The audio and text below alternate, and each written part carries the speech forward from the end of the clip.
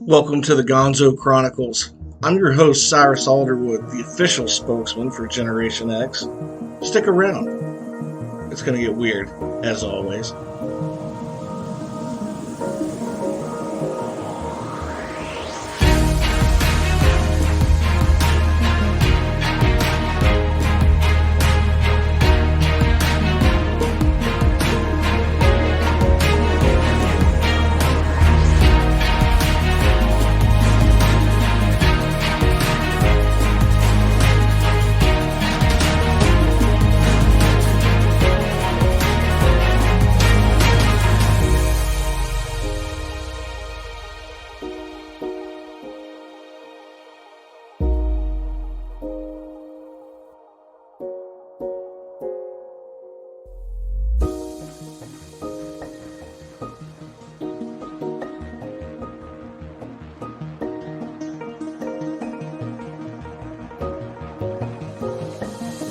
Hey, welcome to another episode of the Gonzo Chronicles.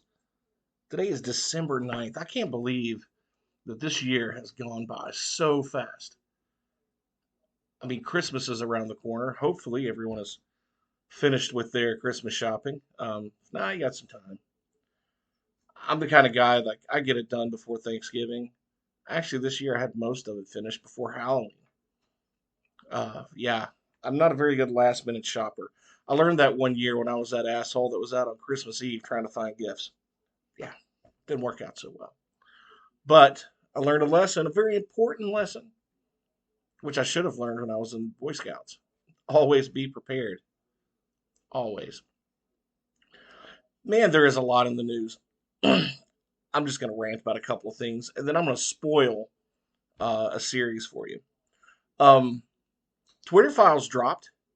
So I guess all the conspiracy theorists said that conservatives are being shadow banned. Yeah, I guess we owe them an apology. That turned out to be true. Actually, that's some pretty deep stuff. If you haven't followed what's going on, once Elon Musk took over Twitter, and I'm on Twitter, actually, Twitter seems to be functioning better, I think, since he took over. There's not as much vitriol and anger, and then, I mean, there's always people that piss and moan about whatever, but as far as a platform, it seems to be running smoother. I'm seeing more ideas, opinions from people that I just really hadn't seen before. Even people I'd followed. Turns out quite a few people were shadow banned. Um, some dissenting voices on very key issues like the elections, the pandemic, any kind of criticism of government or political parties. It's freedom of speech is a very valuable thing, and some people say it should be censored or monitored. No, if you don't like what somebody's saying, the answer to a problem with freedom of speech is more speech, folks. It's the public forum. People are going to say things you don't like. But all my listeners know that. You guys know that. It's nothing new. Um, I have a really cool group of listeners. So, yeah, I appreciate you guys. Another thing that's been chapping my ass, um, Madonna. Yeah, I gotta, I gotta weigh into this. Hey, you know what? First, let me jump back.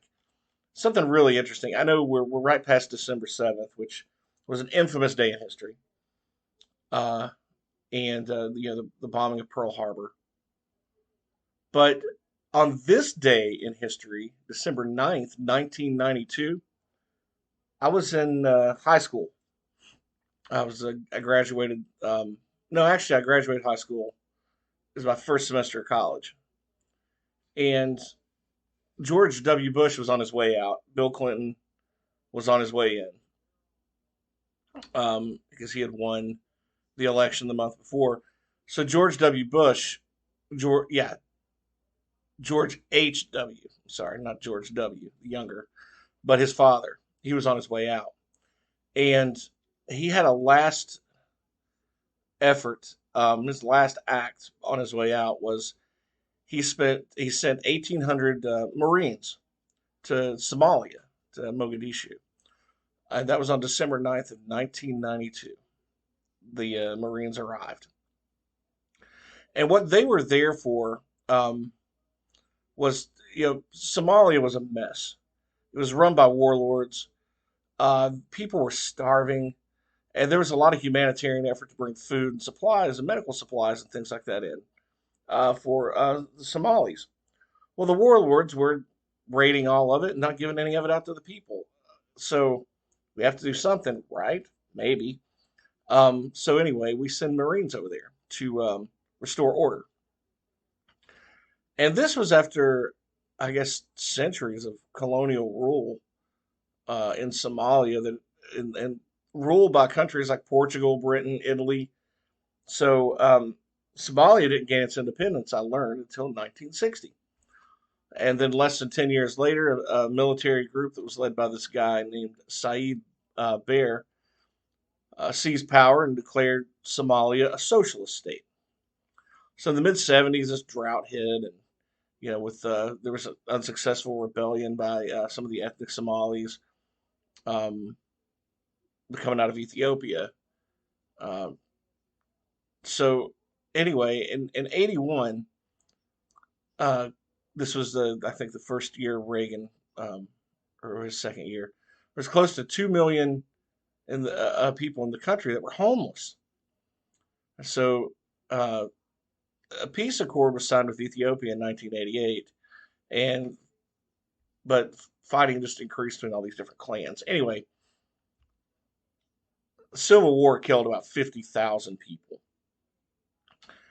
and in Somalia, and another 300,000 died of starvation.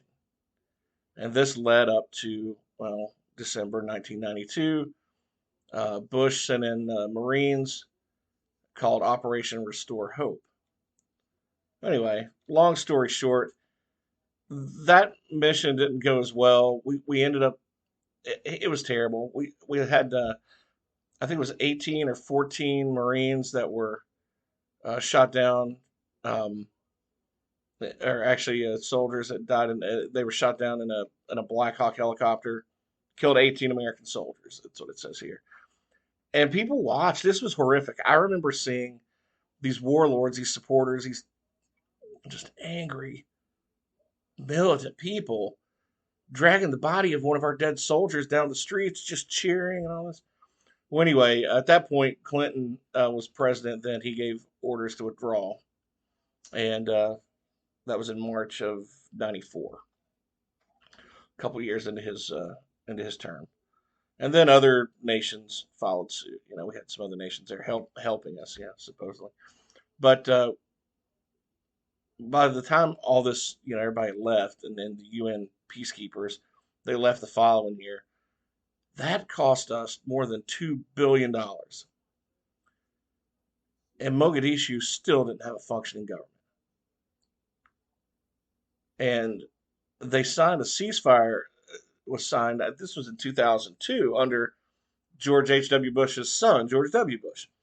They signed a peace accord with Kenya in 2002, but that didn't stop the violence. They got a new parliament a couple years later, but all that money wasted trying to help people, and nothing really came of it. It's terrible. I guess our government makes some dumbass decisions, and I understand that wanting to help people. I mean, that's terrible to hear people starving and dying like that. And warlords, these evil pricks that just there's just evil people on this planet.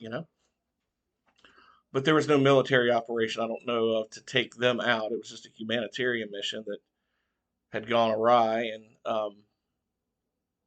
just crazy. But anyway, hey, let's get so we've hit the Twitter files.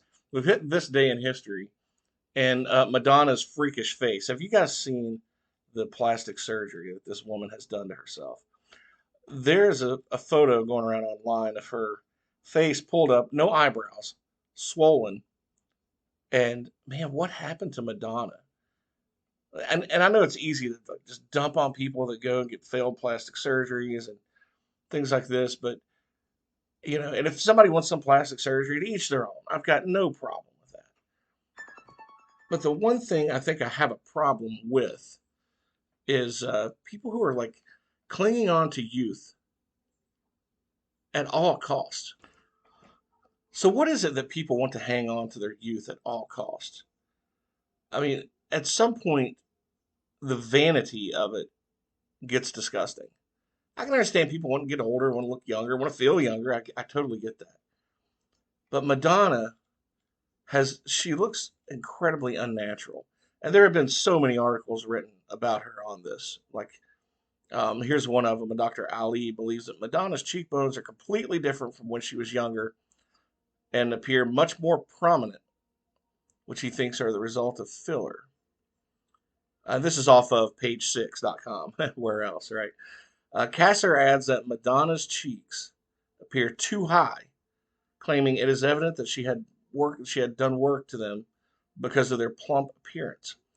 Physician Associate Pamela Weinberger of Plump Cosmetics and Injectables in Miami agrees Madonna has gotten injections to her cheeks and notes that excess use of filler over time may be what is giving this star an unnatural look. I mean, some people love her and love her music and whatever. I mean, she was great in the '80s and '90s, but at some point, I just don't understand the celebrity, just crazy desire. She's 64 and wants to look 24, and it's not going to happen. And the plastic surgery she's done, I mean, her chin doesn't even look normal. Her nose is sharp and pointy. That's not normal. If you go back and look at pictures of her from like the Who's That Girl album or Like a Virgin uh, album and videos, she is not the same. I mean, her lips are so much. She went Kardashian on the lips. She's had her face lifted, obviously, and pulled back so much that her eyes are shaped differently. Um, and I hate to say it, but her forehead just looks big. She's probably, I guess, putting her hair down to cover scars, but